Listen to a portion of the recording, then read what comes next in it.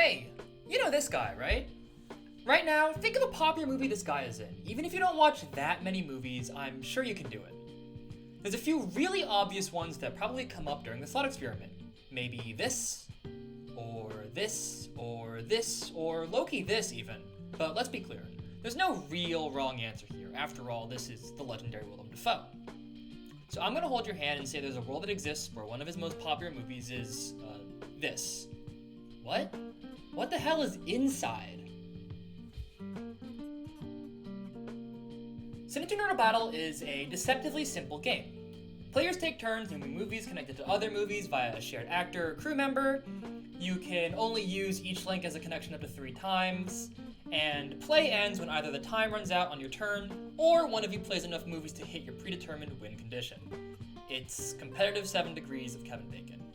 Affectionately, it's a movie trivia deck builder fighting game that rewards you for lateral thinking, and I've played addictively for years.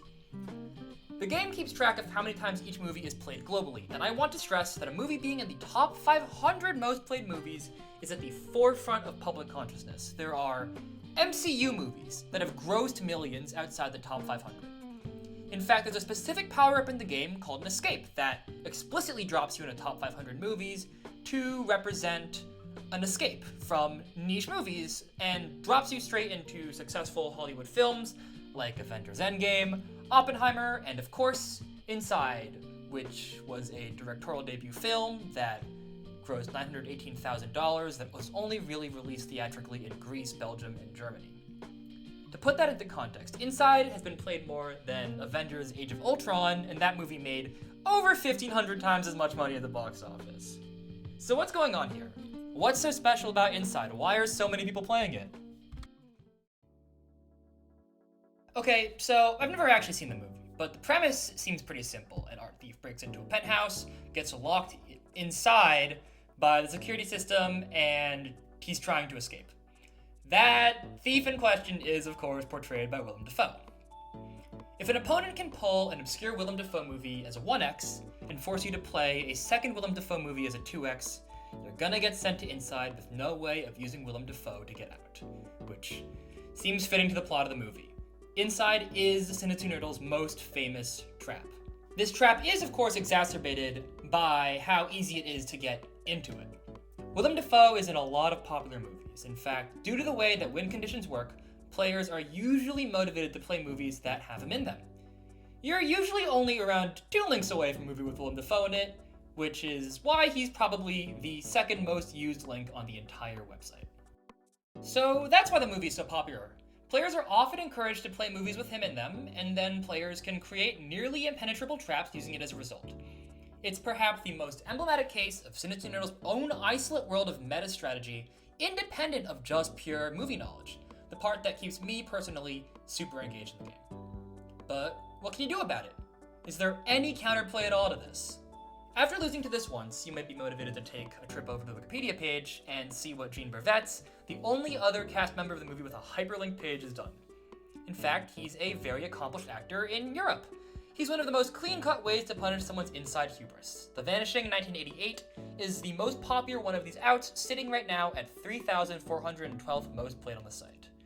There's just one little asterisk to note about this one, though. You're in the Netherlands. If your opponent is confident with Dutch cinema, you are probably now in a deeper hole, but if your opponent wanted to gimmick you with Inside without knowing the risks, well, enjoy. The Vanishing is also nice because it has an American remake that it links to starring Jeff Bridges, Kiefer Sutherland, and Sandra Bullock. Despite those big Hollywood names, though, the Dutch version of the movie is played way more than the American one, and I think I might have a guess why. Let's say, though, you don't want to mess around in the Netherlands. For that, you'll need to take a look at the cinematographer here, Steve Ennis. Steve's the only other American that seemed to be involved in this project. Most notably, he shot a movie called Color Out of Space that stars Nick Cage. The movie itself might have been a massive box office flop, but again, it's punching far above its cultural consciousness weight class because of how cleanly it gets you back to America as the 1666th most played movie. He's also shot The Crow with Bill Skarsgård. Inside is Cine2Nerdle's version of a knowledge check, a fighting game term to describe a gimmicky play that absolutely ruins someone that doesn't know the very specific and direct counterplay. But really, in my opinion, it's a great case study for what makes C2N fascinating. It shows meta ebbs and flows in a game based wholly around knowing trivia. Inside isn't even considered a good kill shot anymore. I mean, it's been played 23,000 times. I think people have started to learn what to do. With that said though, Inside's Out helped depict the two routes from going from good to great at the game. Learning crew links and learning foreign language niches. Knowing both of these will drastically improve your ability to neatly wrap up games or burn lifelines, and it's a great place to start if you want to get better at the game itself. Inside was never released widely in American theaters, yet somehow, it's one of the most popular movies on the site. It is truly Cine2Nerdle's most obscure popular film.